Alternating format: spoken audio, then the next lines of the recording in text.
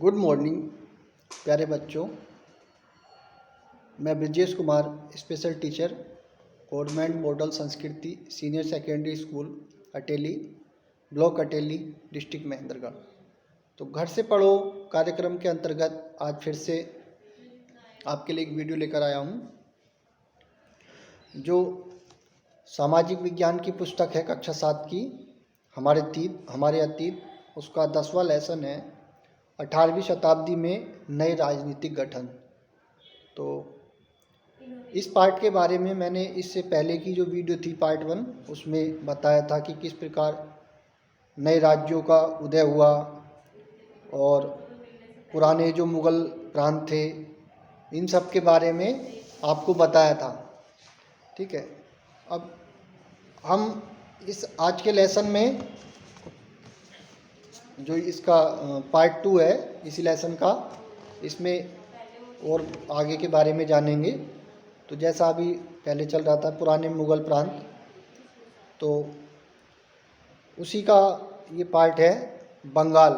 इससे पहले हमने अवध और दूसरे जो था हैदराबाद, इसके बारे में बात की थी। अब हम बंगाल के बारे में बात करते हैं। यानी मुर्शीद कुली खान के नेतृत्व में बंगाल धीरे धीरे नियंत्रण से अलग हो गया।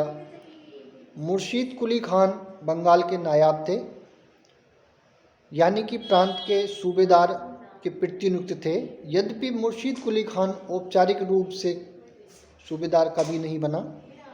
उसने बहुत जल्द सूबेदार के पद से जुड़ी हुई सत्ता अपने हाथ में ले ली।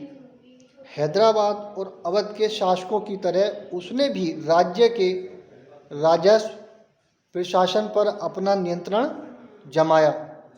बंगाल में मुग़ल प्रभाव को कम करने के लिए उसने बंगाल के राजस्व का बड़े पैमाने पर पुनर्निर्धारण करने का आदेश दिया। सभी जमींदारों से बड़ी कठोरता से राजस्व नकद वसूल किया जाता था। परिणाम स्वरूप बहुत से जमींदारों को महाजनों तथा साहूकारों से उधार लेना पड़ता था। जो लोग राजस्व का भुगतान नहीं कर पाते थे उन्हें मजबूरन अपनी ज़मीनें बड़े जमींदारों को बेचनी पड़ती थीं। यानी उस समय पर जो राजस्व इतना ज़्यादा था कि यदि वो राजस्व लोग नहीं दे पाते थे तो मजबूरी में जमींदार जो होते उनको अपनी ज़मीनों को साहूकारों को या जो बड़े जमींदार थे उनको अपनी ज़मीनें बेचनी पड़ती थी। इस प्रकार 18वीं शताब्दी में बंगाल के एक क्षेत्रीय राज्य बन जाने से जमींदारों में काफ़ी बदलाव आया। राज्य और साहूकारों के बीच हैदराबाद तथा अवध में जो घनिष्ठ संबंध था वह अलीवर्दी खान के शासनकाल यानी 1740 से 1756 में बंगाल में भी स्पष्ट दिखाई दिया। उसके शासनकाल में जगत सेठ का साहूकार घराना अत्यंत समृद्धशाली हो गया। यदि हम इन राज्यों के अभिलक्षणों पर दृष्टि डालें तो हमें उनमें कुछ सामान्य विशेषताएं देखने को मिलेंगी। प्रथम, यद्यपि बड़े राज्य पुराने मुग़ल अभिजातों द्वारा स्थापित किए गए थे, ये अभिजात कुछ प्रशासनिक व्यवस्थाओं के प्रति संदेहास्पद थे जो उन्हें उत्तराधिकार में मिले थे। विशेषतः वे जागीरदारी व्यवस्था को अत्यंत संदेह की देखा करते थे। दूसरा, उनके कर प्राप्त करने के तरीकों मुग़लों से भिन्न थे। कर संग्रह के लिए राज्य के अधिकारियों पर निर्भर न रहकर तीनों राज्यों हैदराबाद, अवध और बंगाल ने राजस्व वसूली के लिए इजारेदारों के साथ ठेके कर लिए। इजारेदारी की प्रथा जो मुग़लों द्वारा पूर्णतः नापसंद की गई थी 18वीं शताब्दी में समस्त भारत में फैल गई थी। तथापि देहात के उसके प्रभाव में क्षेत्रीय विभिन्नताएं थीं। इन सभी क्षेत्रीय राज्यों में तीसरा सामान्य लक्षण यह था कि उनमें राज्य और धनी महाजनों तथा वणिक जनों के संबंध उभरने लगे। ये साहूकार महाजन लोग लगान वसूल करने वाले इजारेदारों को पैसा उधार देते थे, बदले में प्रतिभूति, जमानत या बंधक के रूप में ज़मीन रख लेते थे और उनकी जोतों से अपने खुद के कारिंदों के जरिए कर वसूल कर लिया करते थे। इस प्रकार समस्त भारत में धनाढ्य साहूकारों और महाजनों की इस नई राजनीतिक व्यवस्था में साझेदारी बढ़ रही थी। अब हम बात करते हैं राजपूतों की वतन जागीरी, यानी बहुत से जो राजपूत घराने, विशेष रूप से अंबर और जोधपुर के राजघराने, मुगल व्यवस्था में विशिष्टता के साथ सेवारत रहे थे। बदले में उन्हें अपनी वतन जागीरों पर पर्याप्त स्वायत्तता का आनंद लेने की अनुमति मिली थी। अब 18वीं शताब्दी में इन शासकों ने अपने आसपास के इलाकों पर अपने नियंत्रण का विस्तार करने के लिए अपने हाथ पांव मारने शुरू किए। जोधपुर के राजा अजीत सिंह ने भी मुगल दरबारों की गुटिया राजनीति में अपने पैर फंसा दिए। इन प्रभावशाली राजपूत घरानों ने गुजरात और मालवा के लाभदायक सूबों की सूबेदारी का दावा किया। जोधपुर के राजा अजीत सिंह को गुजरात की सूबेदारी और अंबर के सवाई राजा जयसिंह को मालवा की सूबेदारी मिल गई। बादशाह जहांदार शाह ने 1713 में इन राजाओं के इन पदों का नवीनीकरण कर दिया। उन्होंने अपने वतन के पास पड़ोस के शाही इलाकों के कुछ हिस्सों पर कब्जा करने की भी कोशिशें की। जोधपुर राजघराने ने नागौर को जीत लिया और अपने राज्य में मिला लिया। दूसरी ओर अंबर ने भी बूंदी के बड़े बड़े हिस्सों पर अपना कब्जा कर लिया। सवाई राजा जयसिंह ने जयपुर में अपनी नई राजधानी स्थापित की और उसे 1722 में आगरा की सूबेदारी दे दी गई। 1740 के दशक से राजस्थान में मराठों के अभियानों ने इन रजवाड़ों पर भारी दबाव डालना शुरू कर दिया, जिससे उनका अपना विस्तार आगे होने से रुक गया। अब अगला टॉपिक हमारा है आज़ादी हासिल करना। सिख, यानी 17वीं शताब्दी के दौरान सिख एक राजनीतिक समुदाय के रूप में गठित हो गए। इससे पंजाब के क्षेत्रीय राज्य निर्माण को बढ़ावा मिला। गुरु गोविंद सिंह ने 1699 में खालसा पंथ की स्थापना से पूर्व और उसके पश्चात राजपूत व मुगल शासकों के खिलाफ कई लड़ाइयाँ लड़ी। 1708 में गुरु गोविंद सिंह की मृत्यु के बाद बंदा बहादुर के नेतृत्व में खालसा ने मुगल सत्ता के खिलाफ विद्रोह किए। उन्होंने बाबा गुरु नानक और गुरु गोविंद सिंह के नामों वाले सिक्के गढ़कर अपने शासक को सार्वभौम बताया। सतलुज और यमुना नदियों के बीच के क्षेत्र में उन्होंने अपने प्रशासन की स्थापना की। 1715 में बंदा बहादुर को बंदी बना लिया गया और उसे 1716 में मार दिया गया। 18वीं शताब्दी में कई योग्य नेताओं के नेतृत्व में सिखों ने अपने आप को पहले जत्थों में और बाद में मिसलों में संगठित किया। इन जत्थों और मिसलों की संयुक्त सेनाएं दल खालसा कहलाती थी। उन दिनों दल खालसा बैसाखी और दीपावली के पर्वों पर अमृतसर में मिलता जुलता था। इन बैठकों में वे सामूहिक निर्णय लिए जाते थे जिन्हें गुरमत्ता यानी गुरु के प्रस्ताव कहा जाता था। सिखों ने राखी व्यवस्था स्थापित की, जिसके अंतर्गत किसानों से उनकी उपज का 20% के रूप में कर के रूप में लेकर बदले में उन्हें संरक्षण प्रदान किया जाता था।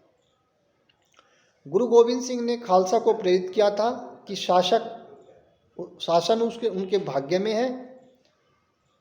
अपने सुनियोजित संगठन के कारण खालसा पहले मुगल सूबेदारों के खिलाफ और फिर अहमद शाह अब्दाली के खिलाफ सफल विरोध प्रकट कर सका। 18वीं शताब्दी के अंतिम भाग में सिख इलाके सिंधु से यमुना तक फैले हुए थे। यद्यपि ये विभिन्न शासकों में बटे हुए थे। इनमें से एक शासक महाराजा रणजीत सिंह ने विभिन्न सिख समूहों में फिर से एकता कायम करके 1799 में लाहौर को अपनी राजधानी बनाया। मराठा, अब हम बात करते हैं मराठा राज्य एक अन्य शक्तिशाली क्षेत्रीय राज्य था जो मुगल शासन का लगातार विरोध करके उत्पन्न हुआ था।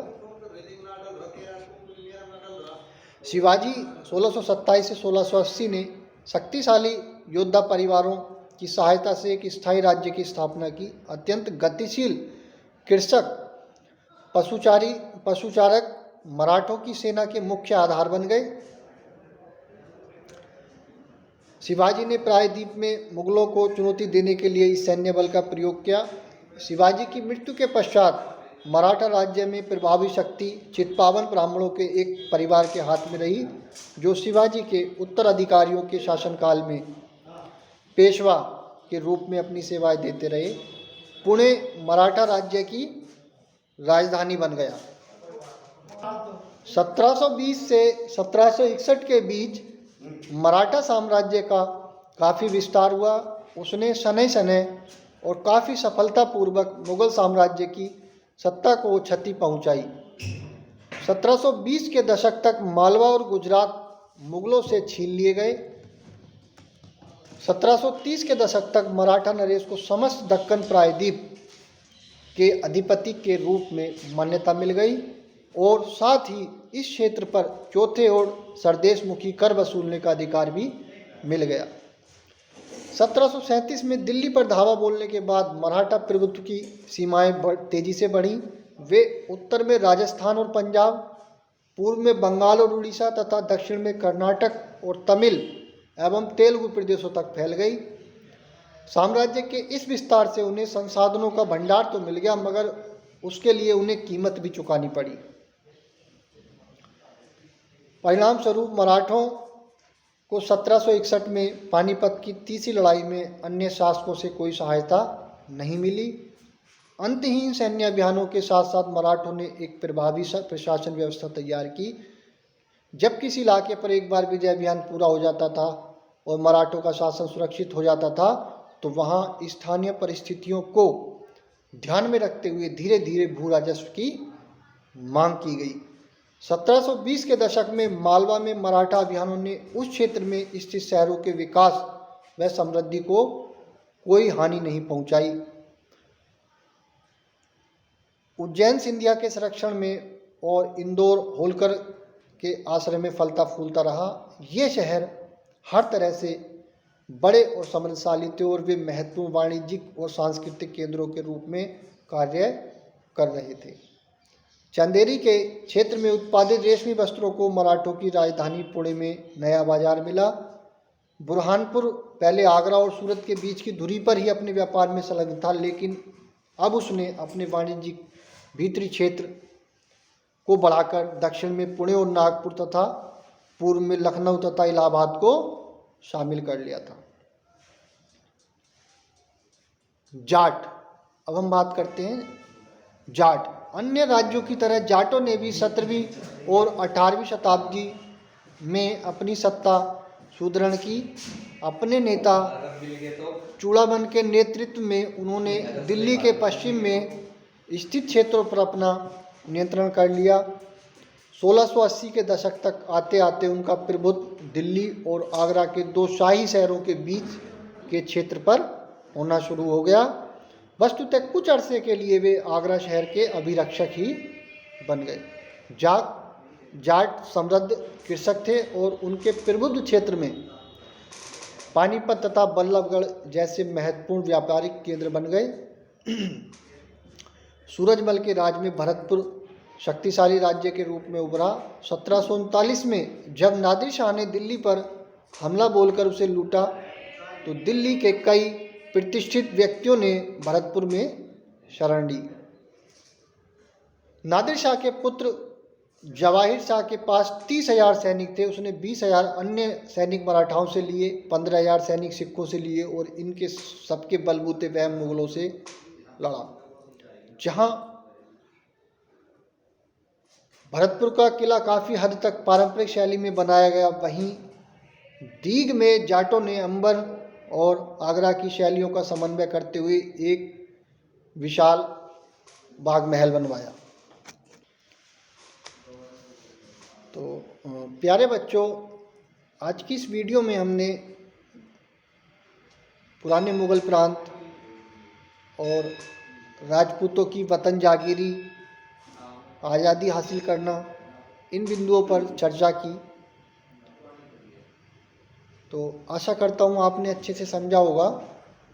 घर पे वीडियो को देखें, अपनी पढ़ाई करें, घर पर रहें, सुरक्षित रहें। धन्यवाद।